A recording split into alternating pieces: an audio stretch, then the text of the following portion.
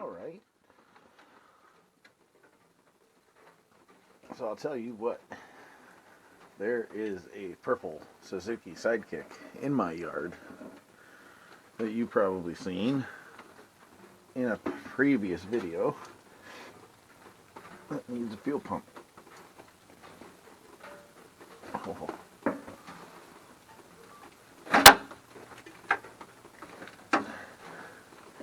So what I'm going to do is take this one. This is out of that truck. And I'm going to take a look and see why it's not working. And what you can do to troubleshoot this side. Some people really just don't know what. Oh.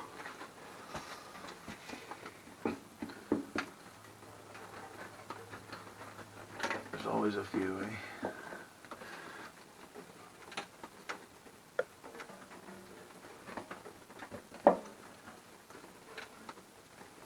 Okay, well, 3 of 6 ain't bad. Okay. So, interestingly enough, this is what it looks like. If you've never had one apart, this is the sending unit. This sits in the gas tank. Okay. And this is the bottom. And it sucks through this filter, pumps it through these tubes, out into the truck. One is a return line. One is the sending line, sending from the tank to the vehicle and then back. It sends more gas than it needs, and what it doesn't use it just sends back to the tank. That way there's always enough fuel no matter what RPM you're at. It doesn't have to rely, it's a simple machine. It doesn't have to rely on technology. That your plug plugs into the harness, which gives you red and black. It's pretty simple what those mean.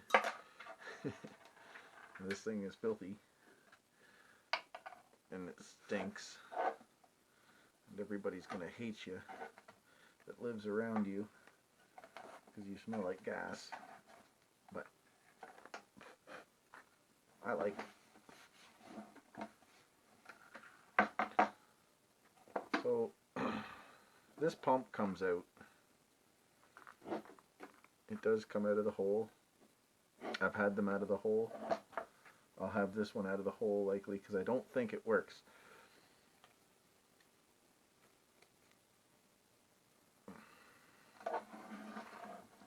These solder points,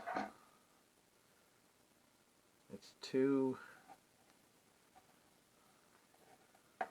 bolts that come through the bottom side and light this up. That's your connection between the top of the tank and the inside. After that it just goes into this plug that can be plugged and unplugged. I can get those off too. Now I'm just going to see, I've got it set to resistance here, and what you'll see, hopefully you can notice the needle. That means that you've connected the circuit. So when I touch these two together,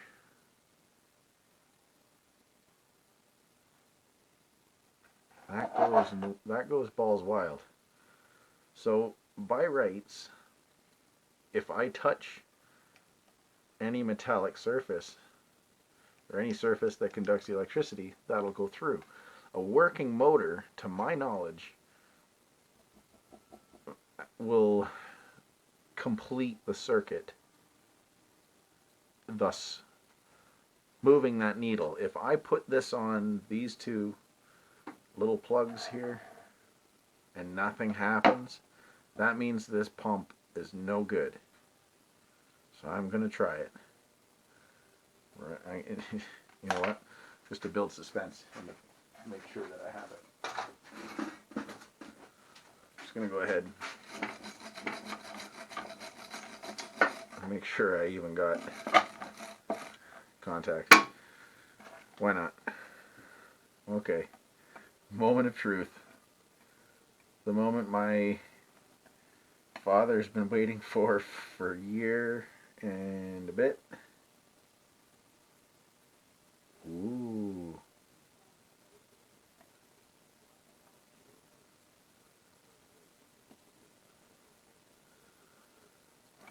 Interesting. I wasn't expecting that to move. Okay, so that's saying that this pump works. Now I checked it here. Maybe I had a bad connection.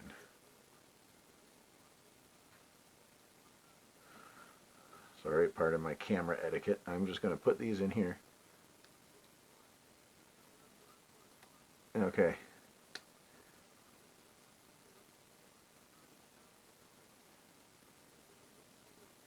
So you see that? See how it's going up? This is what it was doing. That is where it's supposed to do. That's what I'm getting. I'm getting a lot of resistance through this wire. If I delete this wire, I'm getting 20,000 ohms of resistance there.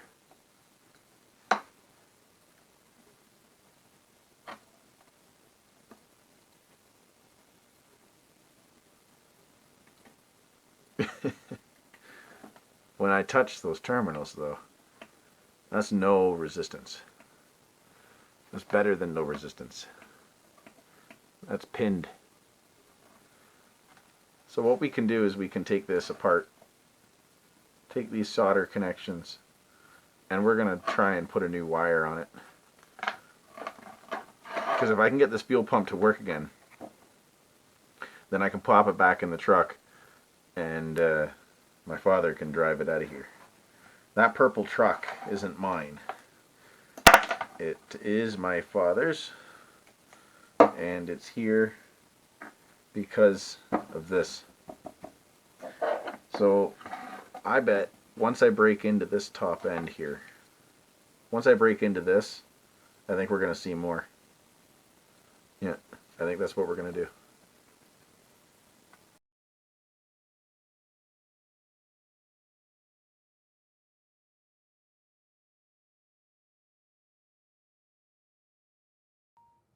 Okay, so proof in the pudding. I didn't need to take the, well, you know what, I do.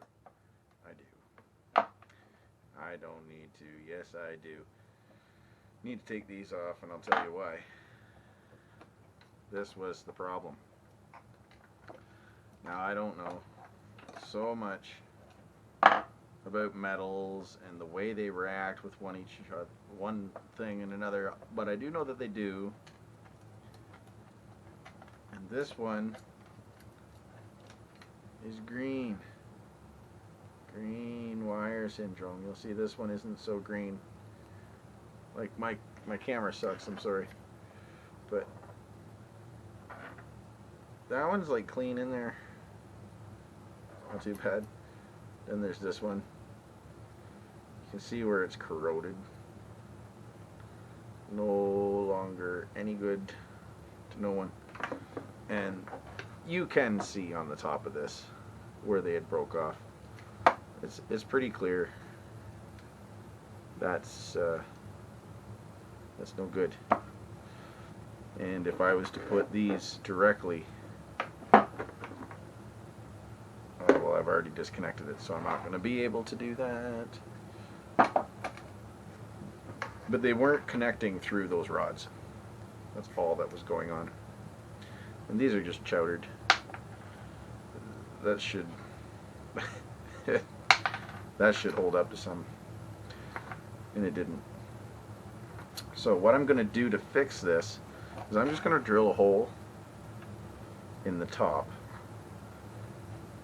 run it through, and then I'm going to crimp these onto those with this. I think the point of this was redundant. You should have made the top the same. Why are they riveted on there? Why is that riveted in a way that I can't take the top harness off when this is clearly a problem? I think that's just bad engineering. But I'm not going to complain. I like the vehicle. So anyways, I'm going to patch that up, and yeah, I think this is going to work. Here we go. You want to take great care and concern when you're doing any of this kind of stuff, because this is gas saturated in the steels. So the machine that spins, you want to take very good careful. Be carefuling on this. So don't try this at home.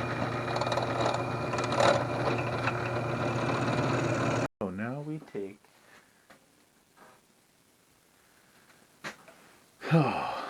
take a look for our pliers.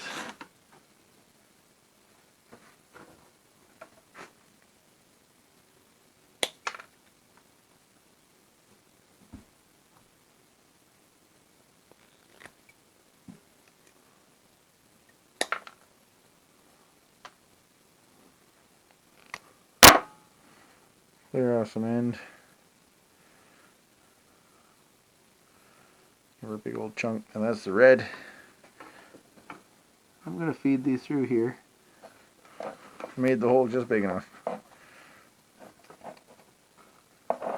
Just big enough.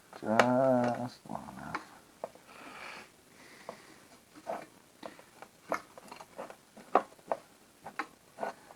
Really good if I could get that rubber piece in the hole.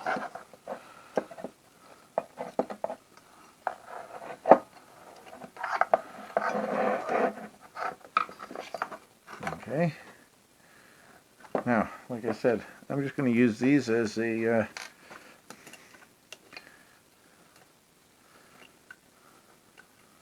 junction point. So we just want to take these wires, wrap them around. Now, ultimately, all I'm doing is fitting this connection together. This was supposed to feed through the nut onto the top. Now, nothing's ever broke until you take it apart and figure out what's wrong with it. This isn't broken. If you were to take the fuel pump in, it's not actually the fuel pump that's broken, although the fuel pump is not working. It is the sending unit that is broken. And unfortunately, manufacturers will only sell you sometimes a complete kit, and this complete kit was a bit of money. And when you're just working on garbage, you can make garbage work. You just need to know what you're doing. Now, I don't know what I'm doing, and that's proof that you can do it too. I want to see all the guys out there doing this, not being afraid.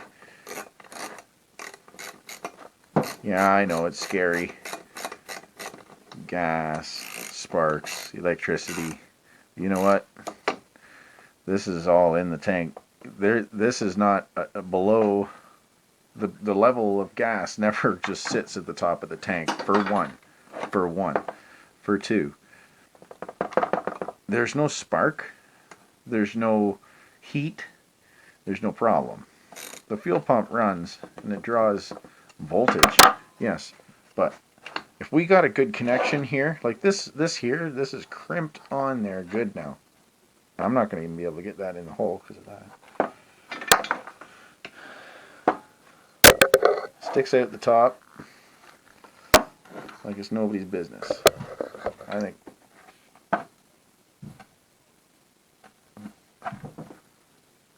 I'm ready to stuff that back in the truck. I'm happy with that. Now what we can do, just to prove our point, watch this. Can you see it?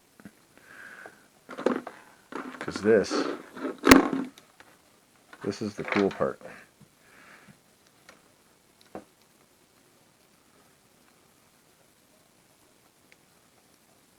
Look at that. Oh.